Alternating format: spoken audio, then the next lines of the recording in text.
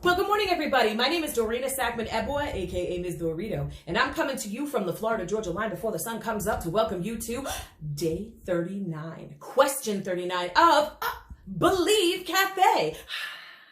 Welcome everybody to day 39 as we count up to the 40 days of transformative emotional intelligence. What a journey this has been. We started on March 20th, 2020, and we are going to June 20th, 2020. Why am I talking like Barbara Walters when I say 2020? I think it's pretty fascinating that we have been doing this for a few months and in 2020, where we have our time of living, loving, learning, and teaching in Corona COVID-19. I hope everybody is out there safe and happy. And with that, let's keep with tradition and grab your mug of choice in with your beverage of choice. I'm at the bottom of the barrel, like I told you. Here are my travel mugs. This is a cutie little plaid one. Oh, I love it. It's so cozy. And we are going to toast to each other that we are healthy, happy, and we do have intentional, self-directed behavior that helps us have healthy emotions. Cheers, everybody.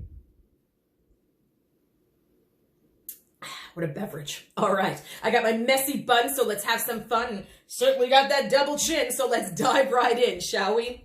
What we're going to talk about today is the power of having a courageous conversation using iMessages versus the me messages. Now, when you see the word message, me is in it, right? And that's what something you need to see. Me is definitely in messages, and you want to convey something about how you're feeling. But iMessages, and this is a really silly, quirky thing, but this is how I remember it. Me message means that it's going to be about me. iMessage is I'm the sage. I know that looks weird, but I always do it this way. I'm the sage. I don't know if you know about sage, but some people actually burn it and they put sage through different rooms in order to cleanse it and make sure that goodness is happening. I want to be that sage. I'm the sage. When I remember my iMessages, I remember I'm the sage, not message me. It's all about me. It's not just about you. You have to look this up, and I have it down here in the comments. Toby Keith has a song called About Me. I want to talk about me. And it is a very powerful thing that actually somebody I was dating at the time sent me this song and said, this is sometimes how I feel when I'm around you. And it was a very eye-opening thing that I was a very me person, that it really transformed me, as does transformative emotional intelligence, because I realized that most dialogue will turn and easy for us to make it about us. But we need to have the conversations where the topic is staying on the topic and it is about the topic and perhaps your feelings about the topic, your perspective, your belief, and values, but it is not going to be turned around and made it about you. And it is something that I've noticed a lot in the teaching profession. We have a tendency to go, well, I feel, I did this, and my classroom, and in my old school, well, I think. And it's okay to say, well, I think, but the stress is on the I. Women do this a lot. I want you to think of your I being italic, underlined, bold, and highlighted. And catch yourself. When you are speaking, do you have that? I thought that that was a really good movie, and I love her. I think she's a wonderful actress. Now, that's just in passing, but it's about you, right? Instead of saying, I think this person is fabulous, just, I think this person is fabulous. I believe this person is fabulous. What a fabulous person. So the I turns into, what a fabulous person. What a great movie. I enjoyed that movie. Not I enjoyed the movie. I enjoyed the movie. What? Cadence? Stress on words? Yes, absolutely. Because I have heard it. I have heard it with my own two eyes. I have heard it with my own two ears. And I've done it myself. And be careful of it. Be careful of the stress of I. Also, your body language, that matches it. I feel that it's very important that we talk about this in our classrooms.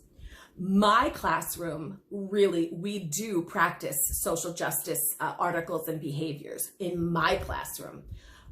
My old school, oh, when we were together, I had the best, my, chest on here, my. That's a me message. Let's talk about I. So how do we do that? I messages are clear feelings, which is part of assertion. Everyone knows where you stand with I, okay? And I'm gonna give you an example in just a minute. Model healthy, courageous conversations through leadership. So when you model it and you're showing people using an I message, you're actually modeling the way a courageous conversation should happen within your PLN, within your family, within your community. You're a concerner over a complainer, which we talked about, which is another form of leadership. You have empathy towards somebody's concerns or somebody's other views or values or beliefs, but at the same time, you're not going to complain about the topic. You're going to be concerned about the topic and try to find some solutions. Actually, when you think constructively and have intentional behavior, iMessages reduce reactive emotions, specifically anger. Well, I don't like the way you're talking. I don't think that's right. Well, I believe that they should do that. And my school, and it becomes easy to become angry when you're talking about me rather than the I message. Also, it opens doors to honest conversation. It's wonderful because you are being, again, you're having this intentional self-directed behavior that's a healthy emotion and a healthy way to have a conversation, which also is a form of leadership. Okay, let's try to give an example of an I message so that you have an understanding that going into courageous conversations requires intentional, self-directed behavior. And with that, you want to practice actively listening. That's all iMessages is. It's a fancy way or non-fancy, a casual way of saying actively listening.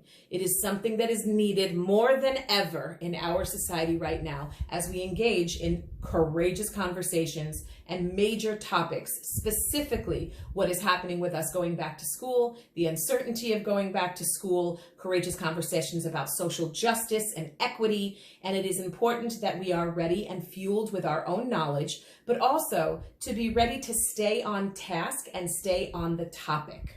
Okay, to stay on the topic is important because we want to make sure that it doesn't become personal, because it isn't personal.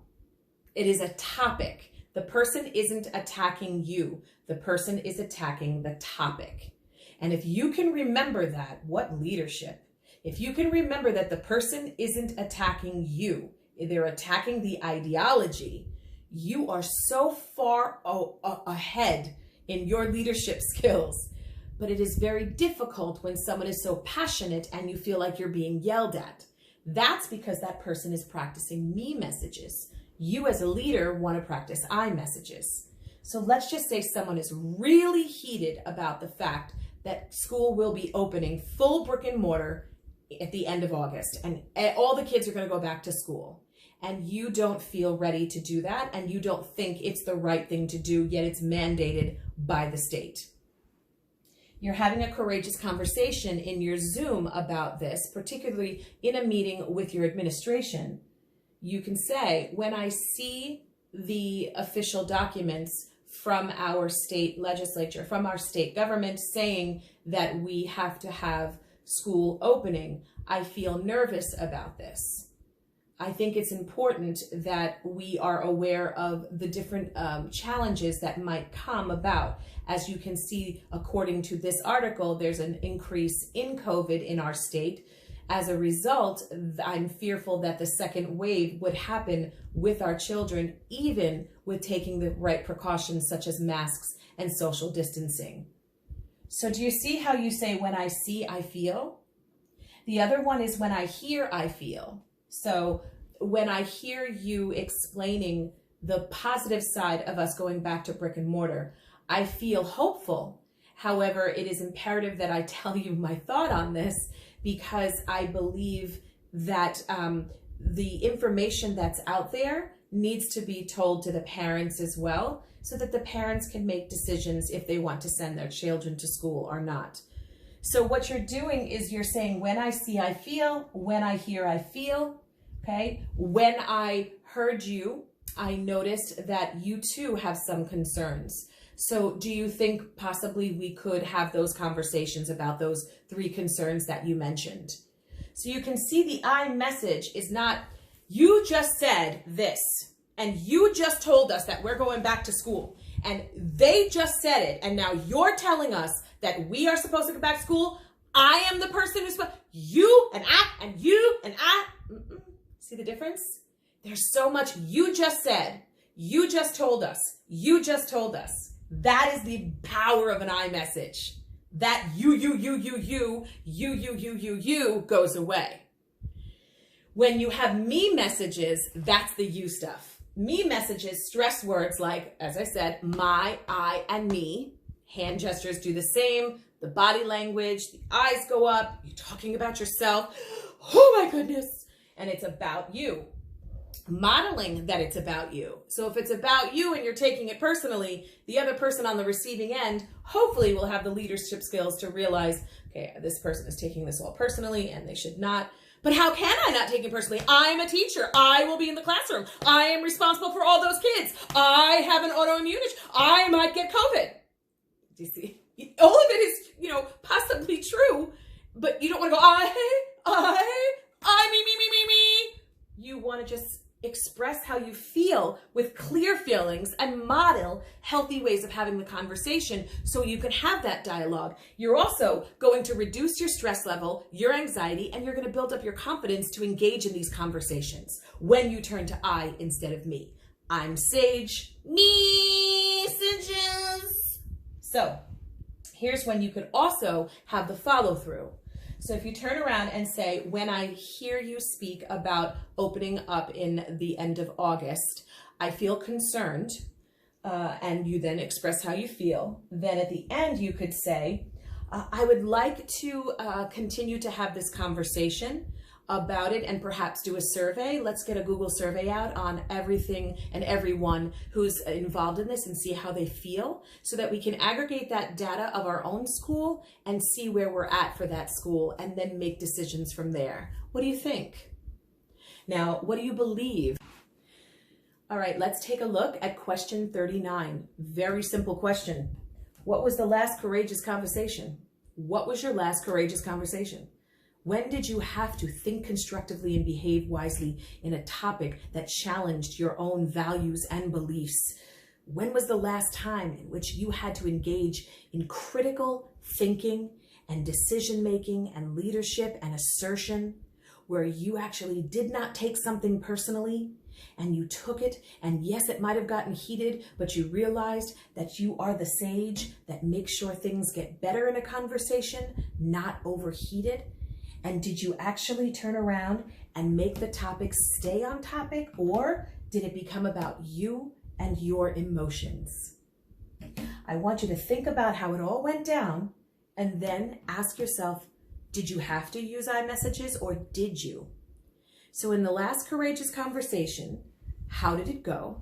And perhaps maybe it's not a courageous conversation, but perhaps it's another dialogue where your values and beliefs were challenged and you took it too personally so that you didn't use iMessages. Maybe that's something you want to discuss with yourself or under #believe_cafe in answer A39. This is your journey, but think about those moments. I often need iMessages when I talk to my husband because I do take things too personally and I do get very defensive. And that is something I had to work on. And I'm still working on that with my husband. I also, because of my scale assessment of transformative emotional intelligence, I'm still off the charts on empathy to the point where it actually interferes with my confidence level. And it also makes me take things personally when I shouldn't. So this exercise has greatly improved the way I interact with people. And it definitely lets me realize that although it's an iMessage, I am the sage that makes it better, the topic, because of my contributions, but it is not something to take personally. Stay to the topic, and it is not something to take personally. That's a challenge, definite challenge, because when you start taking things personally, it turns into a me message, and that's where the body language of I, and then the italics, underline, bold, and highlight of me, I, my experiences comes out. So be cognizant of that in your courageous conversations.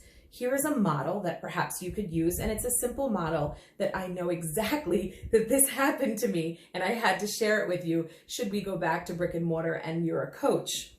It says, I noticed your word wall wasn't updated since last quarter. I noticed your word wall, not, you didn't update your word wall. It's been there, the same words since the first 9 weeks. You didn't update it. You didn't update. I noticed your word wall wasn't updated since last quarter.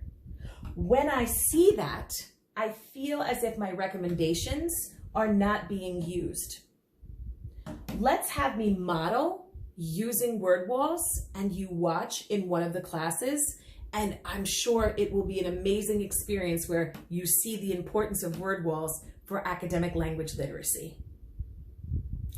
Now, prior to understanding iMessages and engaging in these coaching conversations and courageous coaching conversations, I probably would have said, you know, I've been asking you for a long time to have these word walls, and you and I, you know, we get each other, so I can just say, but you have not updated that word wall. So what else do I do? What else can I do to make you have that word wall up there? Now, what I did there is I made it about them that they didn't do the word wall. They didn't do the word wall. And because of that, that person's going to get defensive. Maybe there is a reason. Maybe the person still doesn't understand. Maybe the person just is stuck on something and just said, you know what, this is harder than I thought it was going to be. And that took the back burner, but I need to have that feedback. So in order for that person to feel comfortable to give me the correct feedback, because you know it's difficult for teachers, then it's important for me to make sure that I do iMessages, because I'm the sage that will make everything look better or have less, like what sage does, right? Less negative energy. So my important thing is I noticed that the word walls were not updated since the first 9 weeks.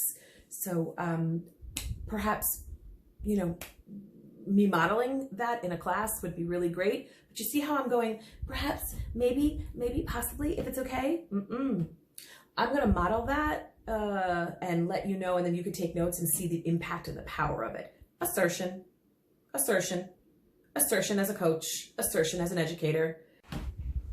So I hope these examples will help you. And I also saying I a lot here. I want you to know that don't be afraid to use the word I. We're talking about courageous conversations, but I do want you to catch yourself just in case you find yourself going, my, I feel, I, me, any of that. If you feel you're doing that more, catch yourself and perhaps use a prepositional phrase to start. Besides going to soccer practice, I'd love to catch a movie with you, right? Besides, although we spend so much time watching hockey, it would be great if we could just watch Hallmark every once in a while. So you can start, again, the power of those prepositional phrases that are still assertive. They're not passive aggressive, but you're also not going, you are watching too much hockey and I would like to spend time with you and watch a romance movie because really you could use it. So this is where you want to have those conversations to yourself, the intrapersonal. How much do I really think things are about me? How much do I really make things about me? How personal do I take things? And I really shouldn't. And so I need to be aware of my eyes. So with that said, I need to be aware of these too, and they're getting sleepy because it was very early this morning getting this done to hope that it's going to upload with my terrible internet service on the French. So let's raise our glasses together and let us toast that we understand the difference between an iMessage, that I am the sage that actually brings that positive energy and gets rid of the negative energy of a conversation. I do not take things personally. And I'm going to use my emotional intelligence skills and assertion to let people know exactly where I stand and how I feel with iMessages without it being just about me. So there it is. I hope you enjoy this. We'll toast to each other and to believe. Be the educators who lead to inspire and empower via empathy. This was a good one. I promise you, this is going to help every conversation you have, especially the ones with the ones you love. Have a great one. Take care. What a beverage.